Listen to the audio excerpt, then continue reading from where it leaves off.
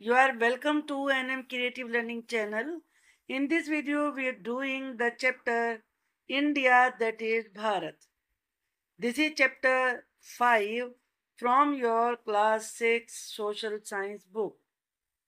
This is part 3rd of this chapter और इस part 3rd में हमारा मेन फोकस इस लेसन के जितने भी इम्पोर्टेंट क्वेश्चंस हैं, एक्स्ट्रा क्वेश्चन आंसर्स हैं, उन पर रहेगा।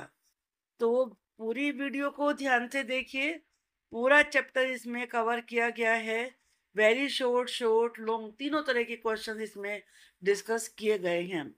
तो इस प्रकार से पूरे लेसन को अच्छे से समझ पाएंगे। आपको वीडियो अच्छी लगती है तो प्लीज आप लाइक करिए, शेयर करिए और कमेंट बॉक्स में लिख के मुझे बताइए कि आपको कैसी लगी। Let us start. सबसे पहले हमने यहाँ पर वेरी शॉर्ट क्वेश्चंस को लिया है। Question number 1, what is the meaning of Sapta Sindhava as mention in the Rigveda. Rigveda में जो ये शब्द सप्त सिंधव आया है, तो इसका मीनिंग क्या है? इसका मीनिंग है land of the 7 reverse, 7 rivers की लैंड। मैप में आप देख सकते हैं, इसमें इंडस रिवर है, इसके बाद ये आप देख रहे हैं झेलम है, river Chenab, river Ravi, river Beas, river Sutlej और रिवर सरस्वती, जो कि अब डिसअपियर हो चुकी है ऐसा मानते हैं, पास्ट में थी।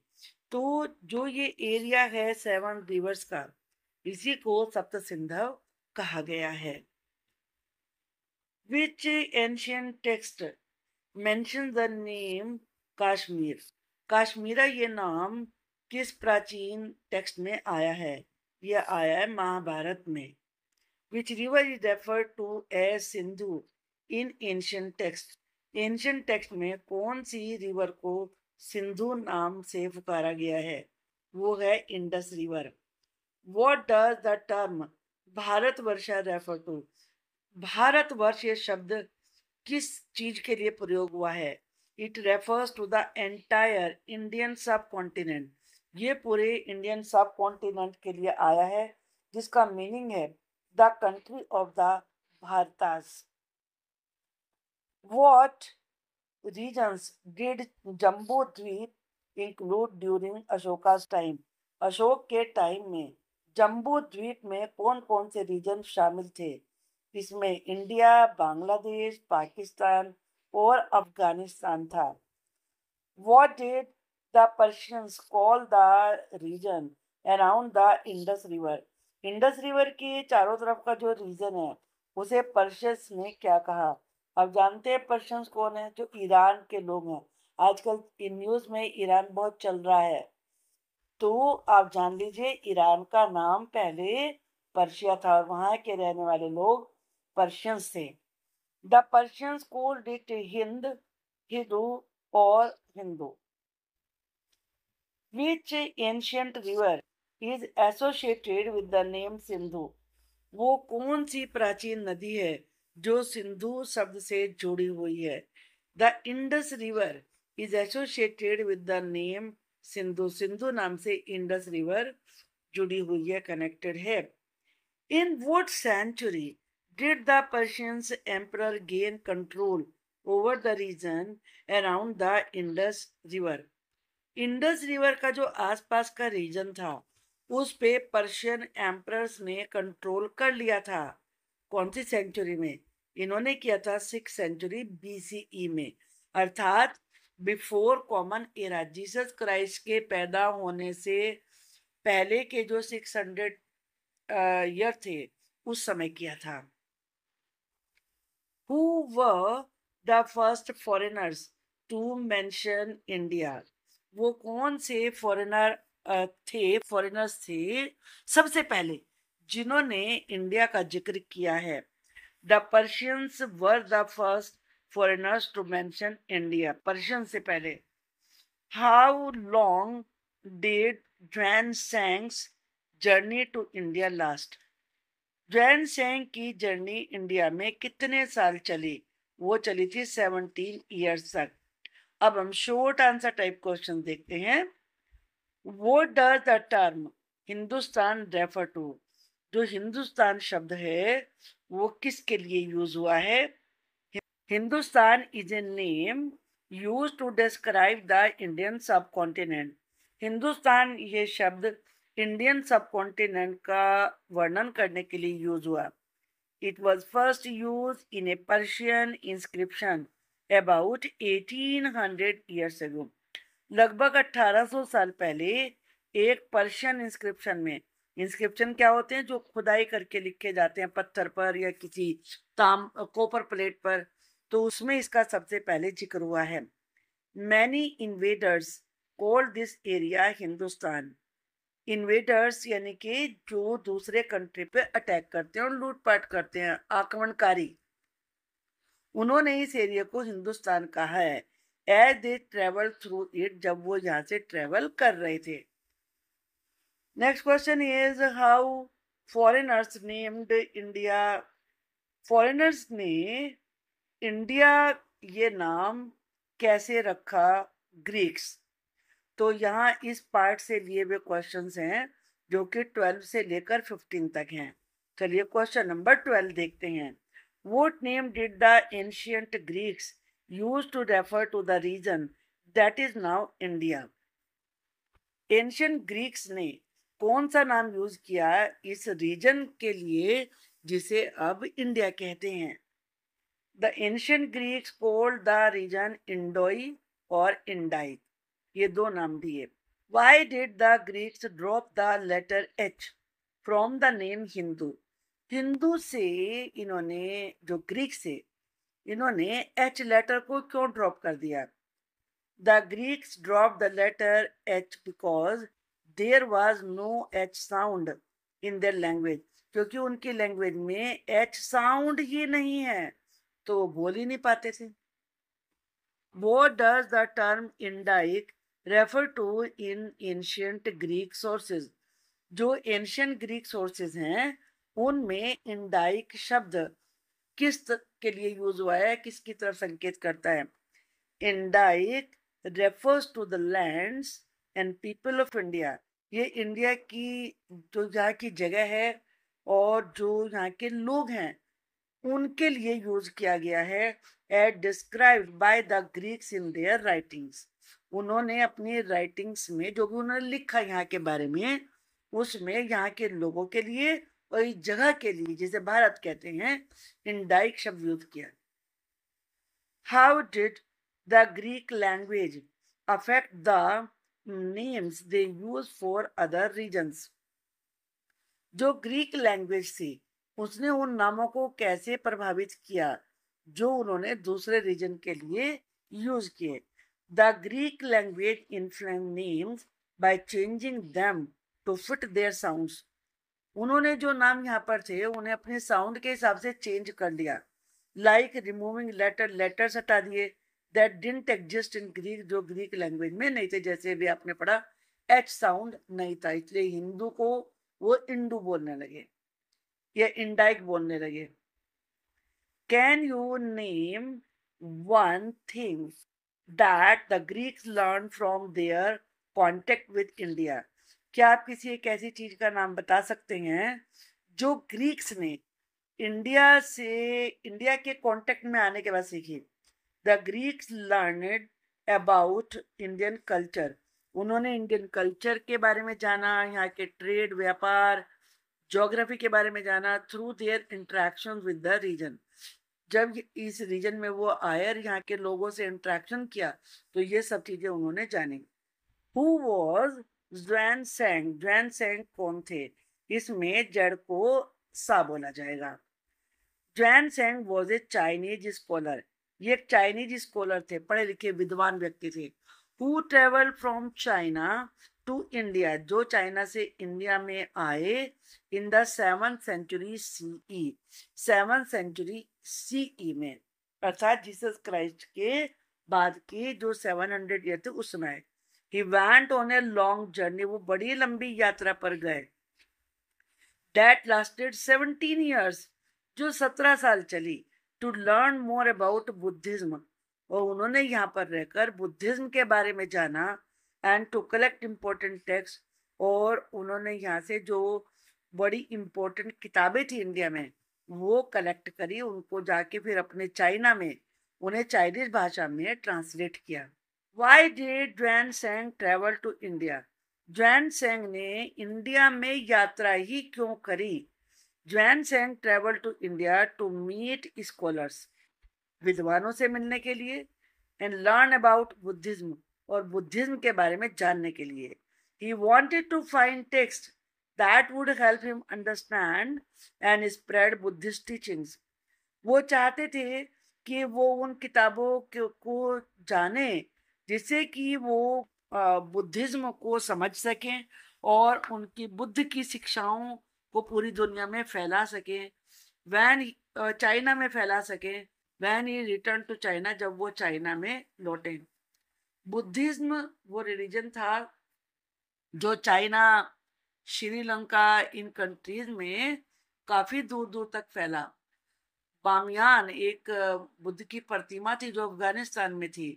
तो आप उस समय समझ सकते हैं कि इंडियन कल्चर का कितना इन्फ्लुएंस था, जो यहाँ पर धर्म यहाँ उत्पन्न हुए वो कितनी दूर दूर तक गए, और mainly Buddhism. What did Juan Sang do after he returned to China? China में लौटने के बाद जुआन सेंग ने क्या किया? After returning to China, China में लौटने के बाद Xuanzang translated the Buddhist text, उन्होंने वो बुद्धिस्ट किताबें ट्रांसलेट करी।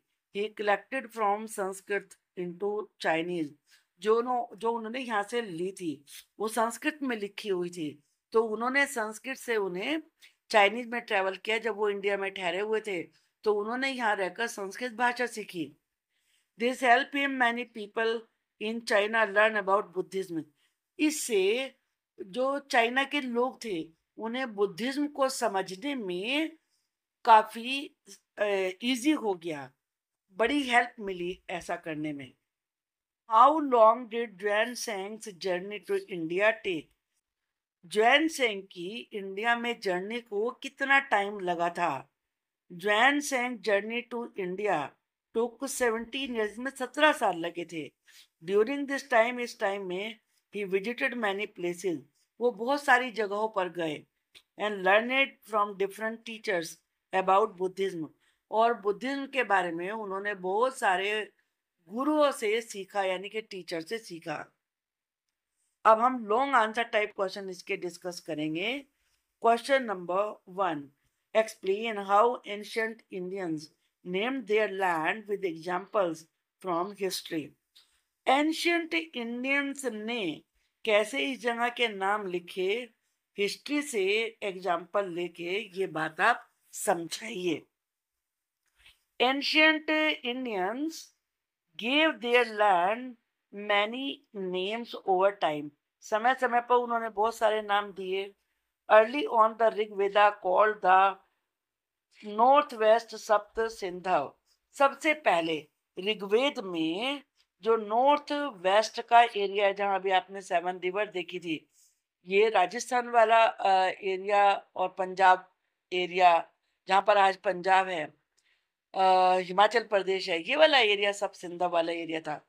इसे सप्त सिंधव कहा है, मीनिंग लैंड ऑफ 7 रिवर्स, यानी कि 7 रिवर्स की land, tie to the Indus river और सिंधु, जो कि इंडस रिवर के आसपास की सारी ये रिवर्स हैं। चेनाब रिवर तो कश्मीर में है, तो ये वाला एरिया पूरा जो नॉर्थ वेस्ट था ये ही सब सिंधव कहलाया। लेटर, इसके बाद में द महाभारत द होल सब कॉन्टिनेंट भारतवर्षा, और बाद में महाभारत ने इस पूरे सब कॉन्टिनेंट का नाम भारतवर्ष रखा। After the Bharat people, Bharat जो लोग थे, एंड जम्बू द्वीप meaning island of jamun tree, उन्होंने जम्बू द्वीप रखा। जम्बू द्वीप का मतलब आइलैंड होता है, जम्बू जामुन के लिए प्रयोग होता है, क्योंकि जामुन के पेड़ बहुत है भारत में ही, ये विशेष रूप से ज्यादा पाए जाते थे उस समय पर, तो इसलिए इसका नाम जम्बू द्वीप रखा गया। एम्परर अशोका, अराउंड 250 BCE, यानी कि before common era, Jesus Christ के जन्म से 250 साल पहले। यूज जम्बू द्वीप इन इंस्क्रिप्शन, उन्होंने इंस्क्रिप्शन में इसका जिक्र किया to describe India including today's Bangladesh and Pakistan. और उसमें जो जहां आज बांग्लादेश है, पाकिस्तान है, ये भी उसी भारत में ही थे। The Vishnu Purana defined Bharat as the land north of the ocean and south of the snowy Himalaya. Vishnu Purana में भारत का नाम ऐसी जगह के रूप में आया है जो कि सुनोई हिमालयाज के साउथ में है और ओशंस के नॉर्थ में है।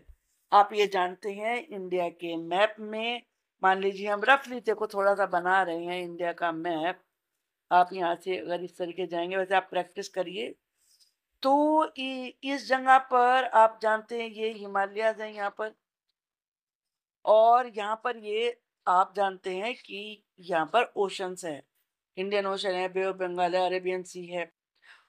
तो ये हिमालय के कौन सी साइड हुई, हिमालय की साउथ हुई। और तो यहाँ पर इसमें क्या लिखा है, south of the snowy Himalayas. और ओशंस के किस में, नॉर्थ में, ओशन यहाँ है तो ये वाली डायरेक्शन कौन सी होगी, ओशन के नॉर्थ साइड। तो जो उसके बीच का एरिया था उसे भारत कहा गया।